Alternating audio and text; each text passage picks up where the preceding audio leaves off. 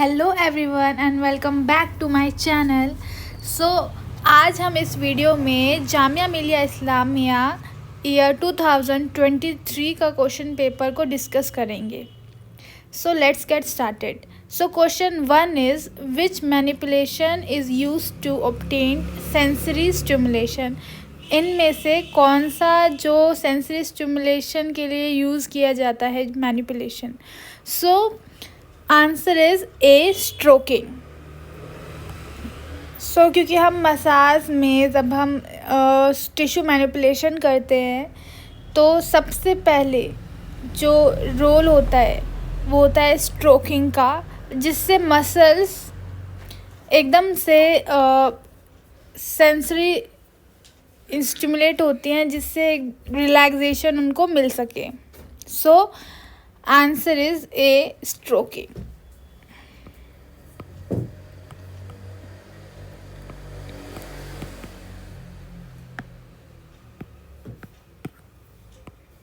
Next question, the unit of capacitance is. Capacitance की unit क्या होती है। आंसर इज सी फैराड, क्योंकि एम्पियर की करंट की जो यूनिट होती है वो एम्पियर होता है और ईएमएफ की जो यूनिट होती है वो होती है volt. Next question, question number 3। थोड़ा ब्लर है ये क्वेश्चन पेपर, बट स्टिल मैं साथ साथ इसको रीड भी कर रही हूँ जिससे आपके लिए ईजी होगा। So question number 3, cerebellar ataxia is manifested by all of the following except. So cerebellar ataxia इनमें से उसमें क्या क्या फीचर्स आते नहीं हैं, मतलब इनमें से कौन सा फीचर नहीं है cerebellar ataxia का, ये पूछा गया है। So options are dystoidokinesia, static tremors, dysmetria, staccato speech. क्योंकि डिस्टाइडोकाइनेसिया में रैपिड ऑल्टरनेटिंग मूवमेंट जो है वो नहीं होती, but it is related with cerebellum.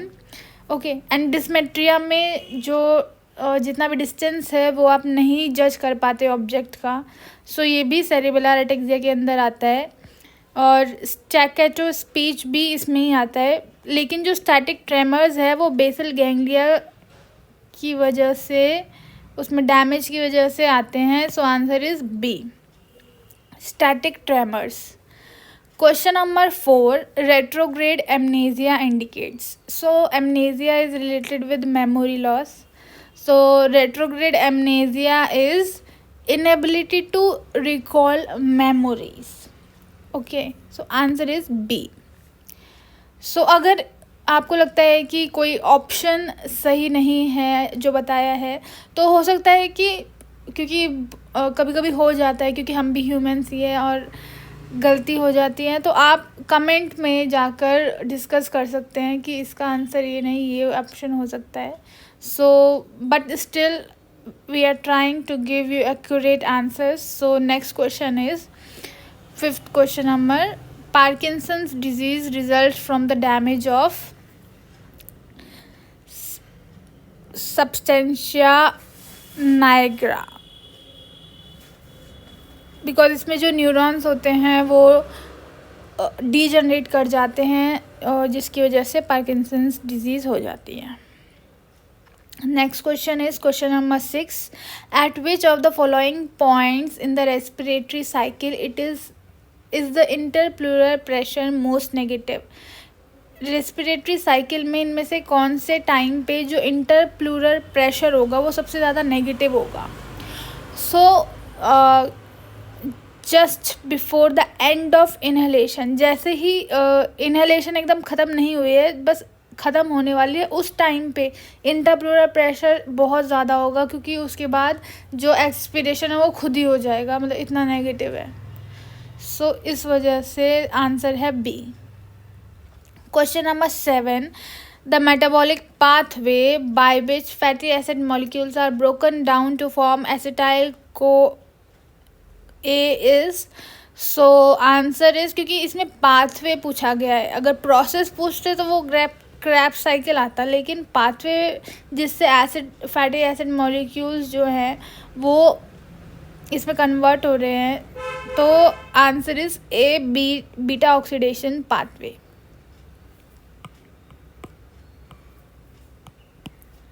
Next question is 1 MET is equal to 1 MET की वैल्यू कितनी होती है? सो ये एक मगअप क्वेश्चन है, इसका आंसर है 3.5 millilitre, option D, 3.5 millilitre oxygen पर केजी बॉडी वेट पर minute. So answer is D. Okay, ये वैल्यू आपको याद करनी पड़ेगी एंड ये पूछा जाता है एग्ज़ाम में, so it's better to learn the value. Question number 9। So calcium is the chemical trigger that switches on the sliding filament theory of muscle contraction. Muscle contraction की जो थ्योरी है वो है स्लाइडिंग फिलामेंट थ्योरी। इसमें ये पूछा गया है कि जो कैल्शियम बाइंडिंग साइट है वो कौन सी है इसमें। जो कैल्शियम है वो ट्रोपोनिन से जाके अटैच हो जाता है, बाइंड हो जाता है। The answer is A, troponin. अगर आपको इसमें और डिटेल में जाना है तो आप स्लाइडिंग फिलामेंट थ्योरी के बारे में पढ़ सकते हैं। Okay, so next question is which tendon is ruptured in jersey finger. So ये भी एक मगअप क्वेश्चन है, इसमें आपको लर्न करना पड़ेगा कि जर्सी फिंगर जो है वो रिलेटेड होती है FDP से। सो फ्लेक्सर डिजिटोरम प्रोफंडस के रप्चर की वजह से जर्सी फिंगर होती है। Question number 11। The difference between the oxygen required to support a given exercise intensity and the actual oxygen consumption at the start of the exercise is known as the।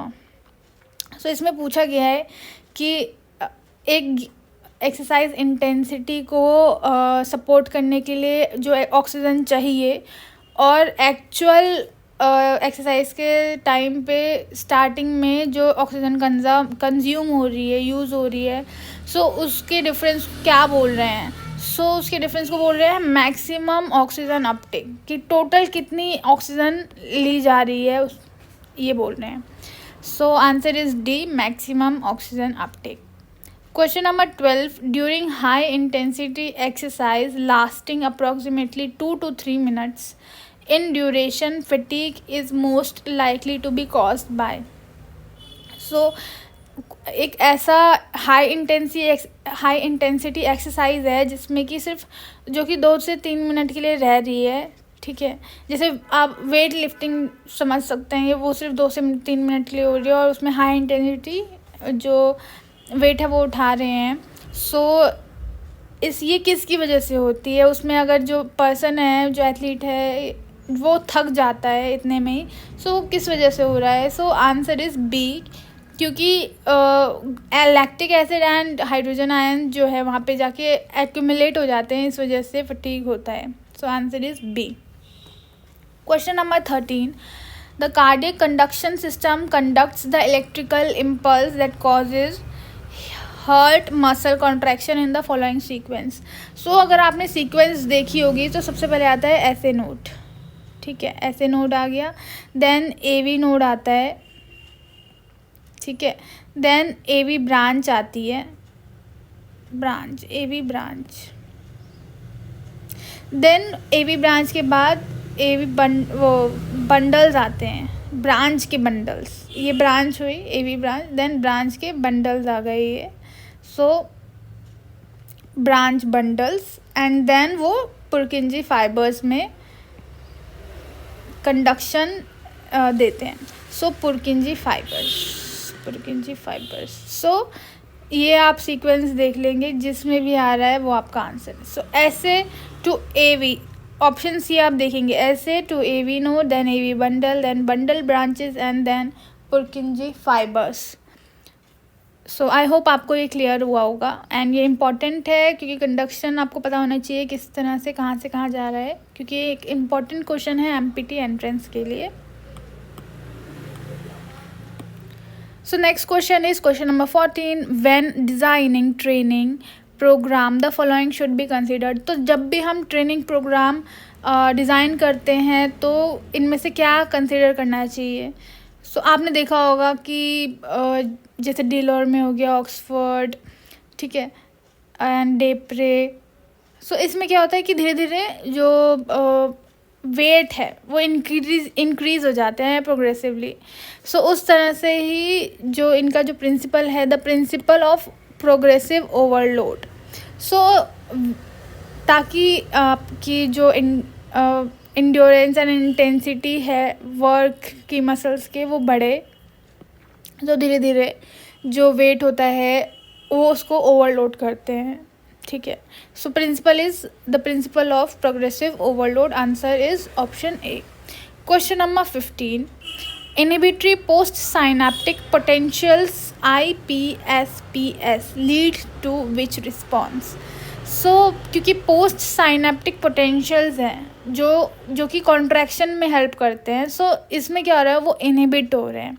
So inhibit हो रहे हैं, इसकी वजह से वो relaxation करवाएंगे। So answer is B, repolarization, क्योंकि repolarization is relaxation and depolarization is contraction of the cardiac muscle. So answer is B. Okay, so इस वीडियो में हमने क्वेश्चन नंबर 15 तक सॉल्व किए हैं और समझा है।